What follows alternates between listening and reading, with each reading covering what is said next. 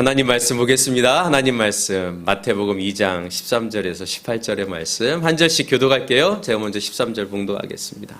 18절은 함께 봉독합니다. 박사들이 돌아간 뒤에 주의 천사가 꿈에 요셉에게 나타나서 말하였다. 헤롯이 아기를 찾아서 죽이려고 하니 일어나서 아기와 어머니를 데리고 이집트로 피신하고 내가 내게 일러줄 때까지 그곳에 있어라.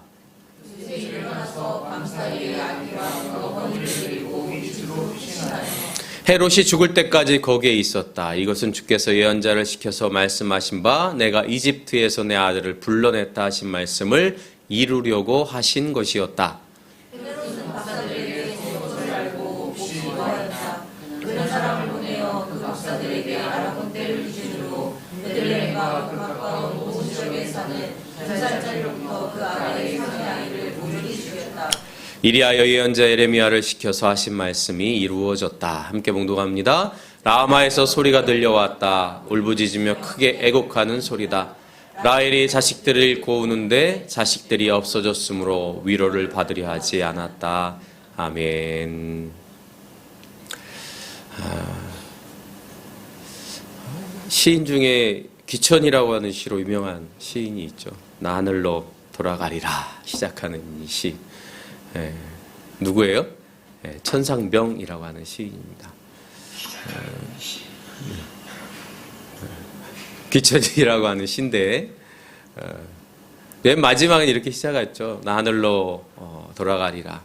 돌아가서 이곳에서 잘 놀았다고, 그렇게 소풍을 잘 갔다 왔다고 그렇게 말할 거다, 이런 시인데, 여러분 천상병의 시인의 삶은 그렇게 평탄하지 않습니다. 굉장히 어렵고, 또 그 동백림 사건인가요? 그 사건으로 인해서 그 고문을 당해가지고 후유증으로 굉장히 고생을 많이 했습니다. 그럼에도 불구하고 이 기천에서 보면 내가 참 이 세상에 살아가면 참 행복하고 좋았다, 이렇게 이야기할 것이라고 하는 걸 보면 시인은 시인인 것 같습니다. 근데 그의 시 가운데 이런 시가 있어요. 12월은 참말로 잔인한 달이다, 이런 시가 있어요.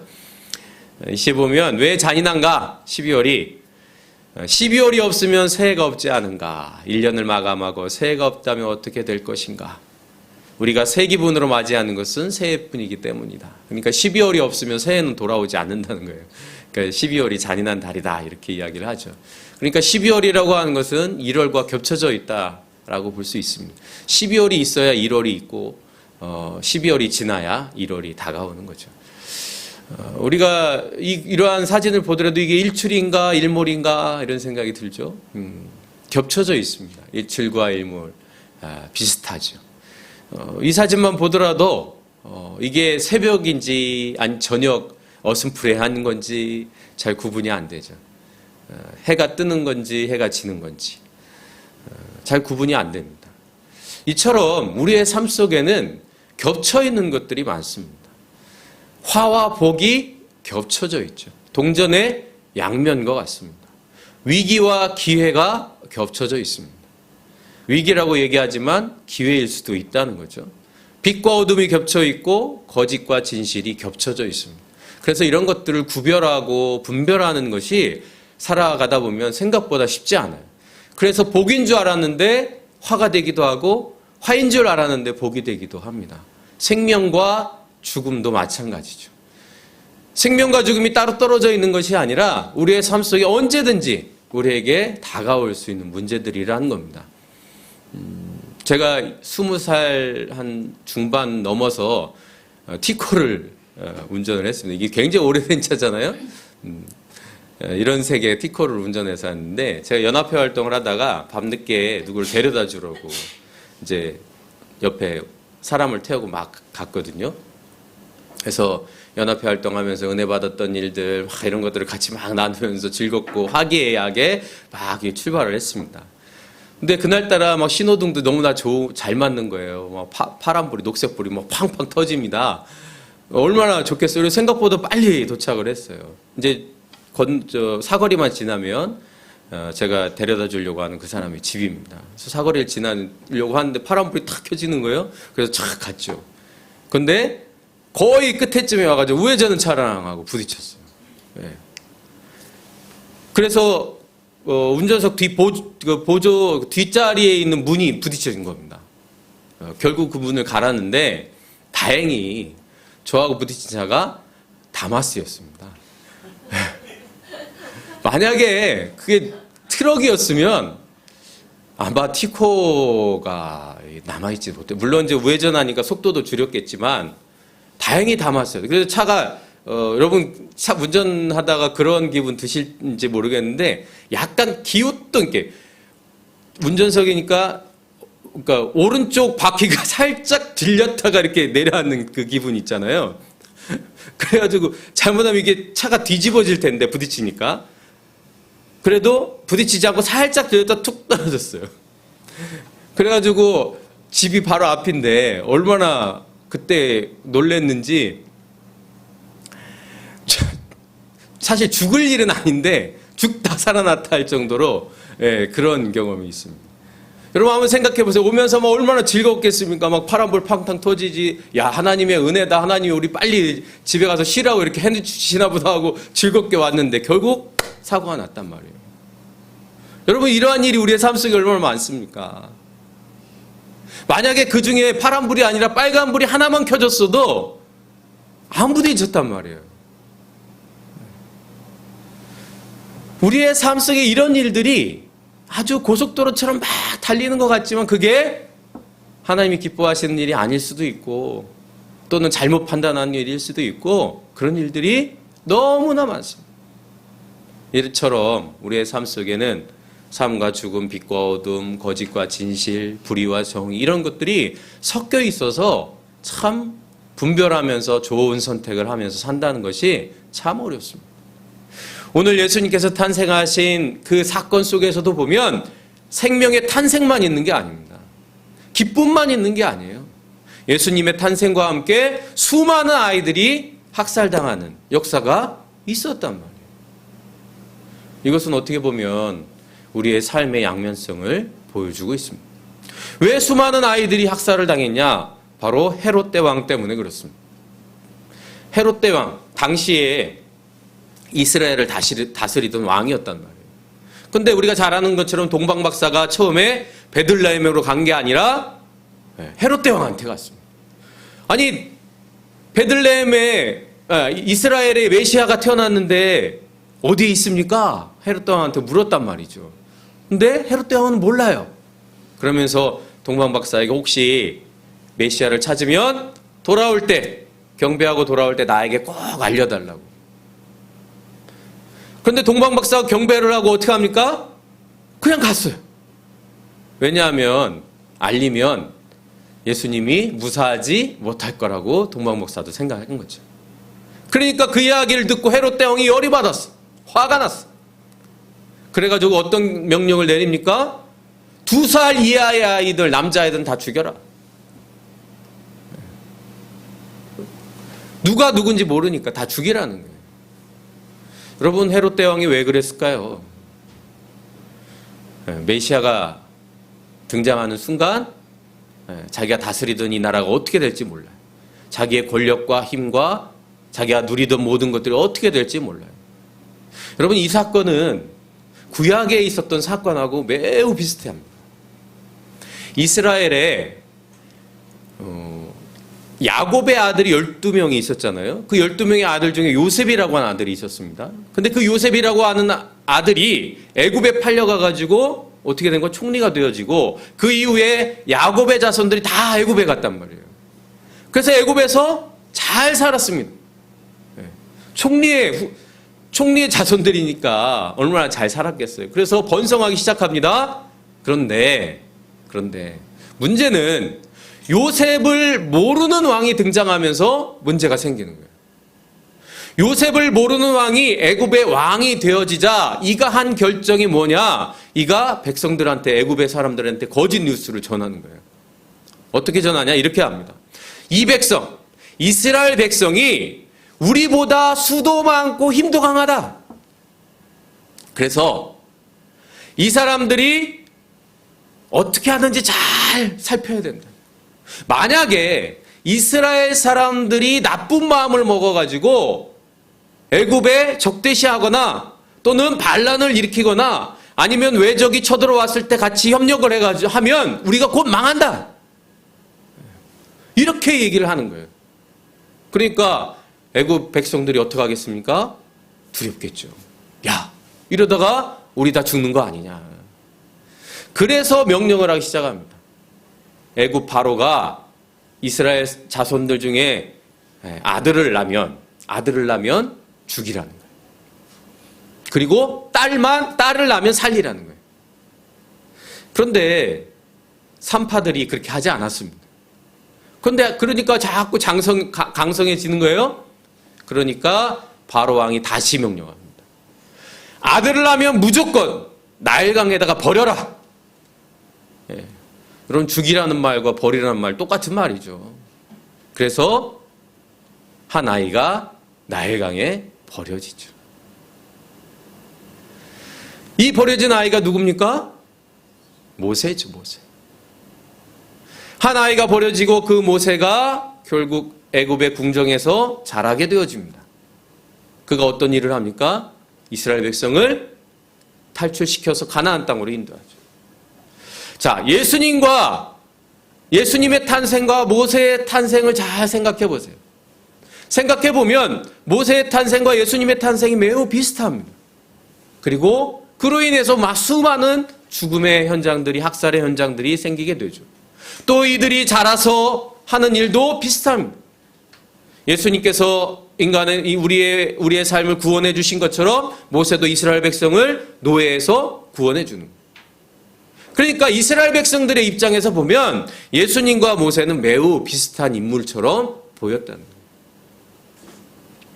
그래서 오늘 본문에 보면 모세처럼 예수님이 태어났을 때도 예수님이 어디로 갑니까? 애굽으로 가죠. 야곱의 자손들이 살기 위해서 애굽으로 갔던 것처럼 예수님도 살기 위해서 애굽으로 가는 거예요. 그리고 그 애굽에서 다시 나사렛으로 오게 되어지는 거죠. 이러한 과정이 이스라엘 민족의 구원의 역사와 매우 비슷한 관계에 있습니다. 사랑하는 남은교회 성도 여러분, 이러한 역사들, 생명과 죽음 또는 빛과 어둠, 이러한 삶의 수많은 역사들 속에서 우리는 어디에 서 있을 수 있을까요? 우리는 빛에 있습니까? 어둠에 있습니까? 생명에 있습니까? 죽음에 있습니까? 여러분, 올 한 해 2025년 우리는 어떤 자리에 있었습니까? 빛의 자리입니까? 어둠의 자리입니까? 역사는 이렇게 수많은 빛과 어둠 사이에서, 생명과 죽음 사이에서 새로운 일들을 해나가고 하나님의 역사를 이루어갑니다.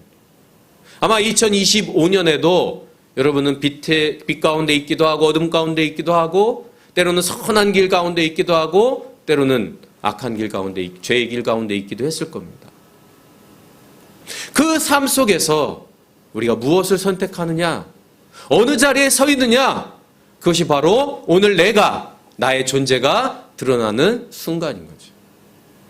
사실 인간의 역사 속에, 성경에서 보면 인간의 역사 속에 아담과 하와의 그 선택, 선악과를 따먹은 그 사건으로 인해서 아담과 하와는 빛이 아니라 어둠의 자리에 서 있게 되어졌습니다. 이스라엘 백성들이 출애굽을 하는 과정 속에서도 마찬가지. 그들이 늘 감사와 기쁨으로 있었던 게 아니에요. 물이 부족하면 원망하고, 먹을 게 부족하면 원망하고, 먹을 걸 채워주면 고기 못 먹는다고 또 아우성치고. 이것이 이스라엘 백성들의 삶이었습니다. 그때마다 그들은 어둠 가운데 머물렀던 것이죠. 이러한 삶 속에서 어떠한 선택을 하느냐가 바로 우리의 삶을 결정짓는 매우 중요한 선택이 되어집니다. 이스라엘 백성들 가운데 잘못된 선택으로 아주 치명적인 결과를 낳은 사람들이 있는데, 민수기 16장에 보면 고라 자손들, 바로 이 고라 자손들은 레위 지파 사람들인데요, 그 레위 지파 사람들이 잘못된 선택을 합니다. 그리고 다단과 아비람이라고 하는 사람이 잘못된 선택을 해요. 여러분, 레위인들은 어떤 사람들이냐면 아론이 제사장이잖아요. 이 제사장을 도와서 옆에서 성막에서 일하는 사람들입니다. 그러니까 제사장이 제사를 지내려고 하면 제물도 준비해야 되고 여러 가지 준비할 것들이 많잖아요. 레위인들이 그걸 준비하는 거예요. 또 제사를 지내고 나면 씻고 뭐 이렇게 해야 될 일들이 있잖아요. 그런 일들을 레위인들이 하는 거예요. 이 레위인들, 고라 자손들이 아론과 모세 앞에 나와가지고 원망하기 시작합니다. 야, 너만 제사장이야? 왜 우리는 레위인으로 맨날 이런 일만 해? 이렇게 되는 거예요. 그러자 모세가 고라 자손들을 다 불러 모읍니다. 그리고 거기에 250명의 이스라엘 지도자들이 부안해동해가지고 막 모세와 아론을 원망하기 시작합니다. 근데 그 중에 누가 있었냐면 르우벤 지파, 이스라엘에서는 장자 지파거든요. 이 르우벤 지파에 다단과 아비람이라고 하는 사람이 있었습니다. 그 사람들도 섞여 있는 거예요. 모세가 다단과 아비람에게 말합니다. 야, 너희들은 일로 와. 이쪽으로 와. 나와. 근데 이 사람들이 모세한테 싫다고 얘기하는 거예요. 그러면서 어떻게 얘기하느냐? 이렇게 얘기합니다. 자, 우리 같이 한번 읽어볼까요? 시작. 우리를 젖과 꿀이 흐르는 땅에서 이끌어내어 이 광야에서 죽이는 것으로도 부족하단 말이요. 이제 당신은 우리 위에 군주처럼 군림하기까지 할 셈이요. 더욱이 당신은 우리를 젖과 꿀이 흐르는 땅으로 인도하지도 못했소. 밭과 포도도 우리에게 유산으로 주지 못하였소. 당신은 이 사람들의 눈을 벨 작정이요. 우리는 못 가오. 여러분 뭡니까 이게? 모세 네가 잘한 일이 뭐 있어?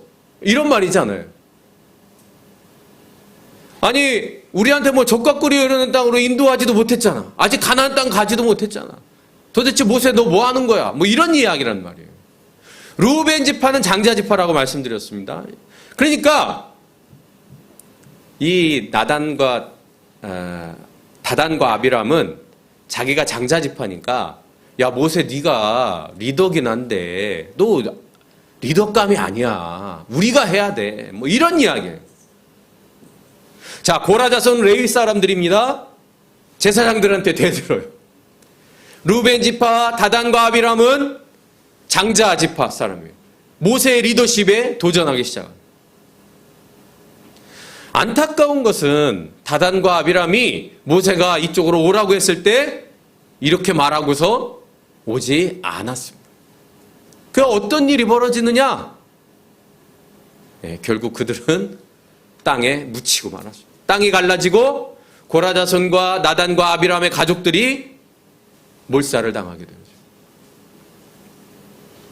왜 그들은 그런 도전을 했을까? 그들의 마음속에 야 나도 제사장이 될 수 있잖아. 나도 리더가 될 수 있잖아. 나도 지도자가 될 수 있잖아. 이런 시기와 질투심이 있었던 거예요. 그런 시기와 질투와 그런 분노가 그들로 하여금 잘못된 선택을 하게 되죠. 생명의 선택이 아니라 죽음의 선택을 하게 되어지는 것이죠. 사랑하는 남우교회 성도 여러분, 혹시 우리가 무엇인가를 선택하게 되어질 때 우리의 마음속에 시기심과 질투심과 화와 분노의 마음으로 결정을 해야 된다고 하면 그 결정은 미뤄두셔야 돼요. 그 마음으로 결정을 하는 순간 잘못된 결정을 할 가능성이 큽니다. 죽음이 아니라 생명의 선택을 하기 위해서는 바로 그 순간 하나님을 바라볼 수 있습니다. 그래서 오늘 요셉의 결정을 한번 생각해 봅시다. 첫째, 듣는 자가 복이 있는 선택을 합니다. 듣는다고 하는 것이 매우 중요합니다. 여러분, 오늘 요셉이 누구의 말을 듣습니까? 천사의 말을 듣습니다. 여러분, 요셉이 마리아와 약혼을 하고 마리아가 임신을 했다는 소식을 들었어요. 그때 가브리엘 천사가 와서 성령으로 잉태한 것이라고 요셉에게 알려줍니다. 상황적으로 보면 요셉은 분노하고 화나고 도저히 참을 수 없는 화로 가득할 사람이에요. 만약에 요셉이 그런 마음으로 선택을 했다면 아마 요셉은 큰 실수를 했을 겁니다. 그런데 요셉은 그 천사의 말을 들었다는 거예요. 사랑하는 남우교회 성도 여러분, 2025년 우리가 얼마나 하나님의 말씀을 듣고 있는가? 얼마나 하나님의 뜻을 생각하면서 그 말씀, 그 뜻 안에 머물려고 했는가? 그 안에서 결정하려고 했는가? 자녀의 문제든 나의 문제든 어떠한 선택이든 그것이 하나님을 기쁘시게 하는 건가? 깊이 묵상하고 고요함 속에서 결정했는가? 많은 경우에 우리들은 그러한 결정을 하지 못할 때가 많습니다. 요셉은 그러한 상황 속에서도 침묵하며 하나님의 음성을 듣기 위해서 애썼던 사람. 그래서 성경은 요셉을 의로운 사람이라고 말합니다. 의로운 사람은 하나님의 음성을 듣기를 애쓰는 사람. 여러분 2026년 하나님의 음성을 잘 들으실 수 있기를 바랍니다. 말씀이 나에게 들려주시는 하나님의 뜻이 무엇인가? 그래서 마음이 막 이렇게 들끓는 상황에서 여러분들이 무엇인가 결정하지 마시고 마음이 고요한 상황에서 그리고 가능하면 나의 감정이 고조되어져 있지 아니하고 침착하게 고요할 수 있는 상황들을 만들어 놓고 여러분이 결정을 하시는 게 좋습니다. 나의 생각과 또 나의 마음으로 가득 차 있는 상황에서 결정을 하면 그 결정은 뚜렷하지 않습니다. 요셉이 천사의 말을 듣고 애굽으로 가게 되어지죠. 마리아와 아기 예수를 데리고 애굽으로 가는 결정을 하게 되어집니다. 그 결정이 그의 삶을 생명의 길로 인도해 줍니다. 여러분 2026년에도 우리를 혼란스럽게 하고 우리를 화나게 하고 때로는 분노하게 하고 여러분 그런 일들이 얼마나 많겠습니까? 그때마다 먼저 주님의 음성을 듣고 고요함 속으로 나아가는 저와 여러분이 될 수 있기를 바랍니다. 그래서 듣는다고 하는 것이 얼마나 중요한지는 다단과 아비람을 통해서도 알 수 있어요. 만약에 그들이 모세의 말을 들었다면 그들의 가족은 땅속에 묻히지 않았을 겁니다. 많은 경우 듣지 않기 때문에 생기는 문제들이 너무나 많습니다. 그래서 자녀들이 좀 성장할 때 보면 부모가 뭐 얘기하면 내가 다 알아서 한다고. 그럴 때가 있죠. 그럴 때가 있습니다. 우리 주한이는 아직 그럴 때 안 됐나요? 아직 안 됐어요. 이제 그럴 때가 올 겁니다. 그러면 이제 속이 터지겠죠. 그럴 때도 잘 들어주셔야 돼요. 잘 들어줘. 그럴 때가 있습니다. 그럴 때가 지나야 돼요. 그래서 부모의 말도 잔소리가 아니라 사랑의 소리구나. 그래야 우리가 그럴 때 혹시 철이 든다 이렇게 얘기하잖아요. 들을 수 있어야 돼. 들을 수. 근데 지나고 보면 참 가까운 사람 말을 잘 안 들어. 그죠?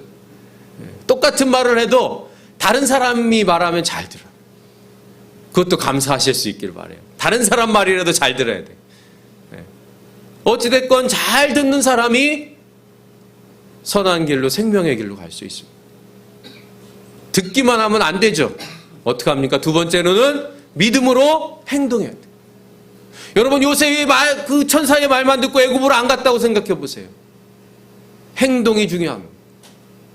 듣는 것도 중요하지만 들은 다음에는 반드시 행동이 있어야 돼요. 그런데 무엇으로 행동합니까? 믿음으로 행동해요. 믿음으로. 여러분 성경에 있는 수많은 사람들의 삶을 보면 언제나 믿음으로 행동한 사람이에요. 여러분 아브라함이 왜 믿음의 조상입니까? 갈대아 우르에서 가나안 땅으로 갈 바를 알지 못하지만 그가 믿음으로 갈대아 우르를 떠났단 말이에요. 그 떠남이 그에게 복이었고 그 후손들에게 복이 되어진 거예요. 여러분 그게 쉬운 일입니까? 두렵고 얼마나 떨리는 일입니까? 가까운 거리도 아니잖아요. 그곳에 뭐 일가 친척이 있는 것도 아니에요. 완전히 알지 못하는 낯선 땅입니다. 그런데 아브라함은 그곳을 가는 거죠. 믿음으로 갑니다. 바울도 마찬가지. 길이 자꾸 막혔을 때에 선교의 길이 막히고 복음의 길이 막혔을 때 그것을 단념하지 아니하고 그가 마게도냐로 그리스로 넘어가게 되어집니다. 가보지 않은 곳입니다. 미지의 땅. 그런데 바울이 믿음으로 갑니다. 그 사건이 기독교 역사 속에서 얼마나 중요한 행동이었고 계기였고 사건이었는가, 그것은 이후의 사건 속에서 드러나게 되어져. 사랑하는 남우교 성도 여러분, 2025년 우리는 어느 자리에 서 있었습니까? 생명의 자리입니까? 죽음의 자리입니까? 빛입니까? 어둠입니까? 거짓입니까? 진실입니까? 불의입니까? 정의입니까? 내가 서 있는 그곳이 바로 내 존재의 자리예요. 그게 나의 상태입니다. 2026년도에는 잘 들으셔서 믿음의 길로 나아가는 저와 여러분이 될 수 있기를 바랍니다. 특별히 생명의 길로, 빛의 길로, 진실의 길로, 그리고 정의의 길로 걸어갈 때에 하나님께서 우리 모두와 함께 동행하여 주실 줄로 믿습니다. 그 길 위에 하나님께서 주시는 복된 열매가 분명히 있음을 우리 잊지 않고, 지금까지 함께 해주신 것처럼 2026년도 설렘으로, 기대함으로 함께 나아가는 우리 모두가 될 수 있기를 간절히 바랍니다.